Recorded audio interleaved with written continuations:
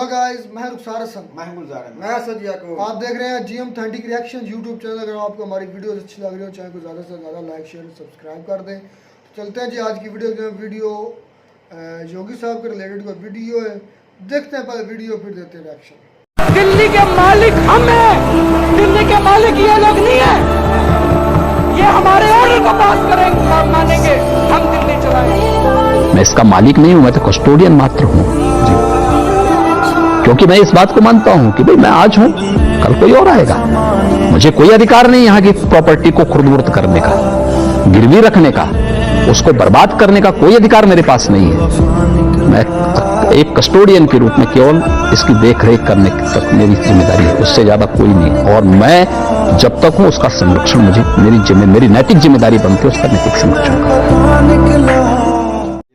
Short सी video थी, ये बिल्कुल कमाल कर दिया, दिल को छू गई बातें। आज तो जाने वाली जो योगी सर ने ये बातें की है ना, आपने केजरीवाल के भी अल्फाज सुने थे कि ये दिल्ली के मालिक नहीं है, दिल्ली के मालिक हम हैं, हम फैसला करेंगे। और उसके बाद योगी सर के जो अल्फाज दिल को भाई छू गए कि भाई मैं कल रहूं ना रहूं, मैं आज नए नहीं है भाई गुलजार। आप बात करें, मैं बाद में आपको समझाऊंगा।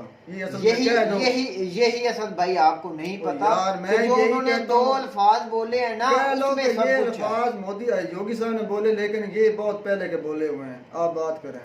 बात ये है कि जो केजरीवाल आई थी थे पार्लियामेंट में खड़े होकर ललकार कर कह रहे थे कि ये दिल्ली आपके बाप की नहीं है, ये हमारी है। तो योगी साहब कितनी आजिज़ी के साथ, मतलब जब आप चढ़ाई चढ़ जाते हो, बुलंदियों पर होते हो, तो आप में आजिज़ी होती है।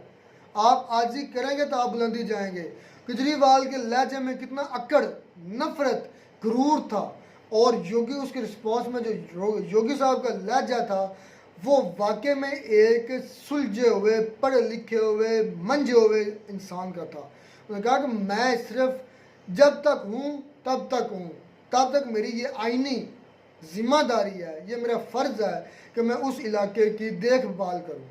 और मैं पता नहीं है कब तक हूँ, मैं आज मेरे बाद कोई और आ जाएगा, इससे पहले कोई और था, मेरी वो मलकियत नहीं है। बिल्कुल यही अल्फाज पर मैं भी आऊँगा सर।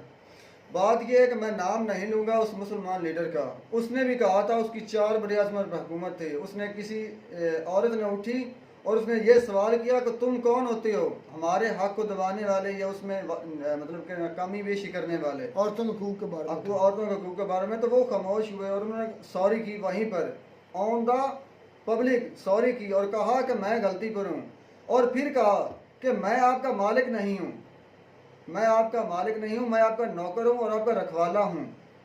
ये सल्तनत मेरी नहीं है, ये आप लोगों की है। लेकिन आप कुछ गलत करेंगे तो उसके लिए मुझे आपने अब आप खुद आए हैं मुझे लेकर, तो मैं आपको गलत करने नहीं दूंगा। और जहाँ पर मैं गलत हूँ आप मुझे छोड़ना मत। तो वही हकीकत, वही अभी ढलती हुई, वही नौकर समझते हैं। हाँ जी, वो मालिक नहीं समझते। जो बीजेपी हुकूमत है वो मुल्क को उसको अपनी रखेल नहीं समझती, वो मुल्क के मुलाजम है। ये होती है खिदमत। वो बोलते हैं कि हम कल रहे न कर रहे, अब जो हुकूमत चल रही है, जब दौर चल रहा है, हम अपनी आवाम की फैसिलिटी देंगे, उसकी इसके बारे थोड़ा सा कंपैरिजन करो पाकिस्तान के साथ। यार निज़ाम बहुत उल्टा है यार, ये तो है। पाकिस्तान में 14 मई को इलेक्शन होगा, 14 मई इतनी डेट, आज आई थिंक 14 या 15 जून होगी, 16। कोई इलेक्शन का नामो निशान नहीं। ये क्या है? अच्छा यार, ये टॉपिक तो नहीं है। ये जो रूस से तेल आ रहा है, इसके लिए पैसा किधर से आ रहा है? चाइना की करेंसी दी है युआन में। अच्छा, वो चाइना की करेंसी इन लोगों के पास कहाँ से? तो चाइना ने दी है ना, चाइना ने कोई अपने पैसे दिए हैं ना, रुपया दिया है, और उधर से युआन लिया है, युआन को दिया है रशिया को। वो तो आपको क्या लगता है ये सब कुछ जो है चीज़ों को मैनेज करने का क्या मतलब है कि आइंदा कुछ दिनों में इलेक्शन होंगे? कोई नहीं होंगे, 2025 से पहले इलेक्शन ही होने वाला है, ये ज़हन में रखो। तो फिर ये सब करने का क्या मतलब है? और भाई हमारा कोई निज़ाम नहीं है इधर, कोई निज़ाम नहीं है इधर, कोई लॉ नहीं है। उधर निज़ाम है, उधर की आवाम जागी हुई है, उधर की आवाम आज करने तो को खिलाफ कानून के काम या योगी साहब को या मोदी से यकीन कर जाए अंदर से उनके अपने जो मानने वाले लोग हैं ना, उनको जो वोट देने वाले, वही उठकर सवाल करना शुरू कर दें कि आप ये काम ऐसा हाँ, क्यों यहाँ किया? पर तो फिर मेरा भाई सवाल बनता है ना रुखसार, मणिपुर के इलाके में लोगों की क्या प्रोटेस्ट थी को इतना हाइपर हुआ कि वहाँ पर आर्मी बुलाने की फैसला लेने की मतलब नौबत आई। मैं बताता हूँ, उधर था जो एडजस्टमेंट थी, सीट के एडजस्टमेंट वैकेंसीज का मसला था कि मतलब आई थिंक उसका सीट का कोई डिफरेंस आ रहा था या कोई इधर इस तरह का कोई मसला था, मतलब यार, वो स्टडी तो के मैंने भी लिहाज सुना था ना, वो तो स्टडी हम के लोग लिहाज वाले भी इसमें वीडियो उधर भी ये जो नहीं मैंने है, सुना था। उधर ये नहीं है कि उधर कोई दहशतगर्दी थी या उधर कोई जोर जबरदस्ती, लेकिन उधर की कोई सीट थी यार नौकरियों के मैंने लिए। मान लिया, मैं वो तो मैंने मसला मान लिया, मसाला एक होता मिनट रहता यार, है। मैंने आप मेरी बात सुन ले, मैंने आपकी तुम बात खुद ही मान अपनी ली। बात में फंस गए हो। मैं पहले कह चुका हूँ कि पाकिस्तान में कौम मुर्दा है, हजूम है। उधर की मणिपुर के हवाले ले लो, उनकी सीट में फर्क आया था, कोई कमी बेशी हुई थी, तो उन्होंने आवाज उठाई है और इतना प्रेशर डाला गवर्नमेंट पर, क्यों जिस नहीं आर्मी बुलाने का नौबत जिस आ तरह गई? जिस तरह किसानों ने किया था इंडिया में, किसान अपने हकूक मनवा कर गए थे। ये होती है जिंदा तो कौम। यार है। कोई मैं मेरी तो बात सुने, मैं सच भाई आप पर छोड़ता हूँ। अच्छा। कोई एक कानून आप अपनी हुकूमत से या एक अदारे से आप मनवा मनवा मानो कि एक कोई- इलेक्शन ही आप करवा यार सको। मेरी बात सुन, मानो को कोई नहीं हम करता। मुर्दा कौम है। रुखसार भाई की वो बात 100% शो है कि हम अपना कुछ भी नहीं, अपने हक के लिए कुछ भी नहीं खड़ा नहीं हो सकते।